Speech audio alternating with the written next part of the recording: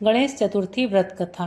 हिंदू पौराणिक कथाओं के अनुसार गणेश चतुर्थी की कथा करने से गणेश जी बहुत प्रसन्न होते हैं और सारे संकट दूर करके जीवन खुशियों से भर देते हैं। माह की किसी भी गणेश चतुर्थी की पूजा में गणेश जी की कथा पढ़ना अथवा सुनना जरूरी होता है। गणेश चतुर्थी की 4 पौराणिक कथाएं प्रचलित हैं, जिसे सुनने मात्र से सारे संकट दूर होंगे और अपार सुख की प्राप्ति होगी। श्री गणेशाय नमः। पहली कथा। एक समय की बात है कि भगवान विष्णु का विवाह लक्ष्मी जी के साथ निश्चित हो गया। विवाह की तैयारी होने लगी। सभी देवताओं को निमंत्रण भेजे गए, परंतु गणेश जी को निमंत्रण नहीं दिया। अब भगवान विष्णु की बारात जाने का समय आ गया। सभी देवता अपनी पत्नियों के साथ विवाह समारोह में आए। उन सबने देखा कि गणेश जी कहीं दिखाई नहीं दे रहे हैं। तब वे आपस में चर्चा करने लगे कि क्या गणेश जी को न्योता नहीं दिया है या स्वयं गणेश जी ही नहीं आए हैं। सभी को इस बात पर आश्चर्य होने लगा। तभी सबने विचार किया कि विष्णु भगवान से ही इसका कारण पूछा जाए। विष्णु भगवान से पूछने पर उन्होंने कहा कि हमने गणेश जी के पिता भोलेनाथ महादेव को न्योता भेजा है। यदि गणेश जी अपने पिता के साथ आना चाहते तो आ जाते, अलग से न्योता देने की कोई आवश्यकता भी नहीं थी। दूसरी बात यह है कि उनको 1.25 मन मूंग, 1.25 मन चावल, 1.25 मन घी और 1.25 मन लड्डू का भोजन दिन भर में चाहिए। यदि गणेश जी नहीं आएंगे तो कोई बात नहीं, दूसरे के घर जाकर इतना सारा खाना पीना अच्छा भी नहीं लगता। इतनी वार्ता कर ही रहे थे कि किसी एक देवता ने सुझाव दिया कि यदि गणेश जी आ भी जाएं तो उनको द्वारपाल बनाकर बैठा देंगे कि आप घर का ध्यान रखना। आप तो चूहे पर बैठकर धीरे धीरे चलोगे तो बारात से बहुत पीछे रह जाओगे। यह सुझाव भी सबको पसंद आ गया, तो विष्णु भगवान ने भी सहमति दे दी। विष्णु भगवान के निमंत्रण पर गणेश जी वहाँ उपस्थित हो गए। क्या होना ही क्या था।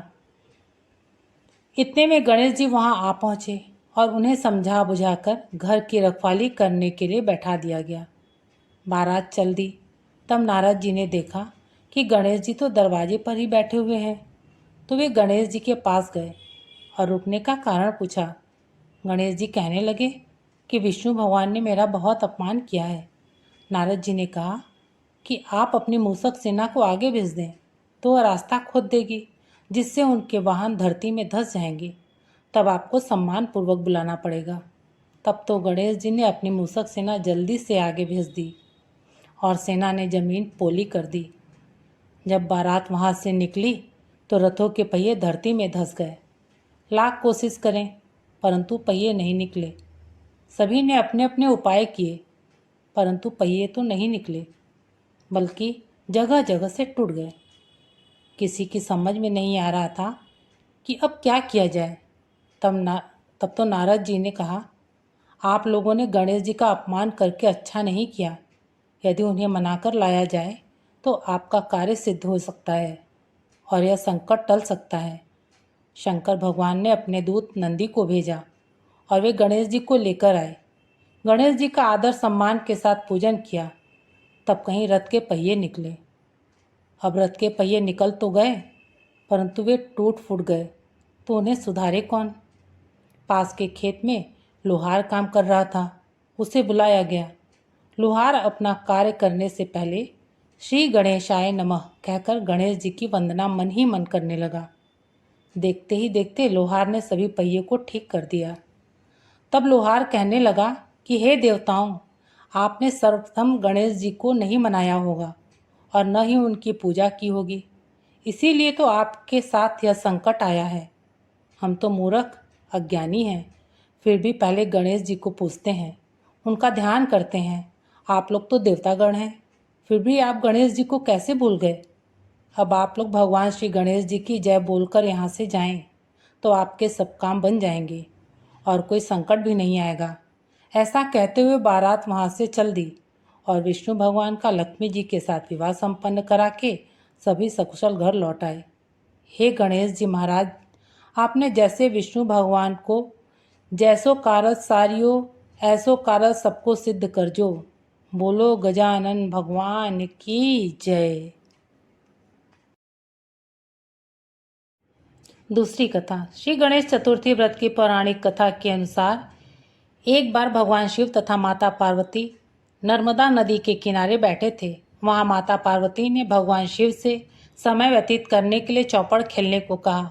शिव चौपड़ खेलने के लिए तैयार हो गए, परंतु इस खेल में हार जीत का फैसला कौन करेगा, यह प्रश्न उनके समक्ष उठा। तो भगवान शिव ने कुछ तिनके एकत्रित कर उसका एक पुतला बनाकर उसकी प्राण प्रतिष्ठा कर दी और पुतले से कहा, बेटा, हम चौपड़ खेलना चाहते हैं, परंतु हमारी हार जीत का फैसला करने वाला कोई नहीं है, इसीलिए तुम बताना कि हम दोनों में से कौन हारा और कौन जीता। उसके बाद भगवान शिव और माता पार्वती का चौपड़ खेल शुरू हो गया। यह खेल 3 बार खेला गया और संयोग से तीनों बार माता पार्वती ही जीत गईं। खेल समाप्त होने के बाद बालक से हार जीत का फैसला करने के लिए कहा गया, तो उस बालक ने महादेव को विजयी बताया। यह सुनकर माता पार्वती क्रोधित हो गईं और क्रोध में उन्होंने बालक को लंगड़ा होने, कीचड़ में पड़े रहने का श्राप दे दिया।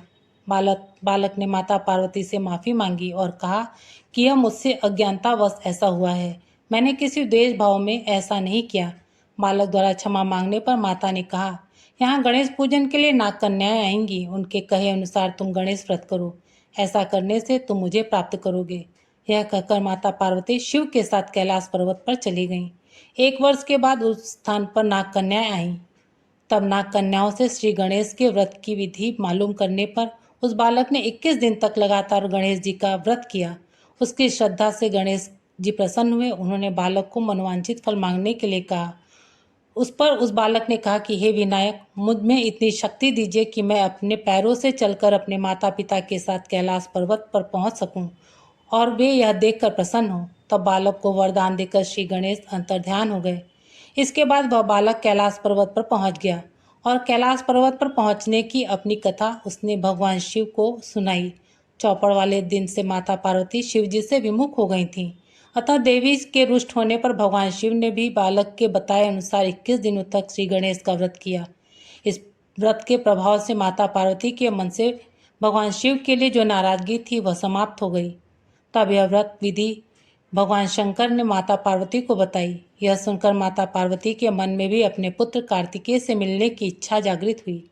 तब माता पार्वती ने भी 21 दिन तक श्री गणेश का व्रत किया तथा दुर्वा, फूल और लड्डुओं से गणेश जी का पूजन अर्चन किया। व्रत के 21वें दिन कार्तिकेय स्वयं माता पार्वती से आ मिले। उस दिन से श्री गणेश चतुर्थी का यह व्रत समस्त मनोकामनाओं की पूर्ति करने वाला व्रत माना गया जाता है। इस व्रत को करने से मनुष्य के सारे कष्ट दूर होकर मनुष्य को समस्त सुख सुविधाएं प्राप्त होती हैं। ओम श्री गणेशाय नमः। तीसरी कथा। पौराणिक एवं प्रचलित श्री गणेश कथा के अनुसार एक बार देवता कई संकटों में घिरे थे। तब वह मदद मांगने भगवान शिव के पास आए। उस समय शिव के साथ कार्तिकेय तथा गणेश जी भी बैठे थे। देवताओं की बात सुनकर शिव जी ने कार्तिकेय व गणेश जी से पूछा कि तुम में से कौन देवताओं के कष्टों का निवारण कर सकता है। तब कार्तिकेय व गणेश जी दोनों ने ही स्वयं को इस कार्य के लिए सक्षम बताया। इस पर भगवान शिव ने दोनों की परीक्षा लेते हुए कहा कि तुम दोनों में से जो सबसे पहले पृथ्वी की परिक्रमा करके आएगा वही देवताओं की मदद करने जाएगा। भगवान शिव के मुख से यह वचन सुनते ही कार्तिकेय अपने वाहन मोर पर बैठकर पृथ्वी की परिक्रमा के लिए निकल गए। परंतु गणेश जी सोच में पड़ गए कि वह चूहे के ऊपर चढ़कर सारी पृथ्वी की परिक्रमा करेंगे तो इस कार्य में उन्हें बहुत समय लग जाएगा। तभी उन्हें एक उपाय सूझा। गणेश अपने स्थान से उठे और अपने माता पिता की 7 बार परिक्रमा करके वापस बैठ गए।